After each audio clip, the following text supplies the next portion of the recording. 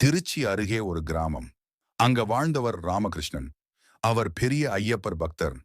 எல்லோரும் சிரிச்சாலும் கேலி பண்ணினாலும் அவர் ஒவ்வொரு நாளும் காலை 4 மணிக்கும் எழுந்து ஐயப்பருக்கு நீராட்டி மாலை கட்டி பஜனை பண்ணுவார். அவருக்கு பொருளாதார கஷ்டம். கிடைக்கிற வேலையை செய்து குடும்பத்தை கவனிப்பார். ஆனா ஒரு நாளும் சாமி எனக்கு இது வேணும், அது வேணும் அப்படின்னு ஒரு வேண்டுதல் கூட கேட்டது இல்ல. எல்லோரும் கேட்பாங்க, அண்ணே நீங்க இதுக்கெல்லாம் பயனே இல்லாம இத்தனை ஆழமா பக்தி பண்றீங்களே. அவர் ஒரே ஒரு வார்த்தை சொல்வார், பக்தியில் நம்பிக்கை இருந்தா போதும், பலன் வர்ற நேரம் தானாக வரும். ஒரு நாள் வேலையிலிருந்து வரும்போது ராமகிருஷ்ணன் சாலை விபத்தில் சிக்கினார்.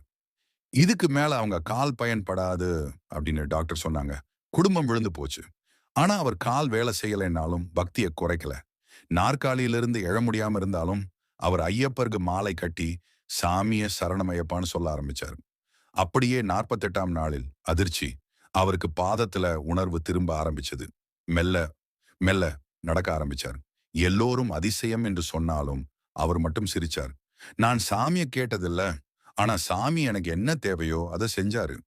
இப்போ அவர் தினமும் சொல்வாரு, வேண்டுதல் இல்லாத பக்தி தான் உண்மையான பக்தி. அதுக்கு சாமி தாமாகவே பலன் தருவார்.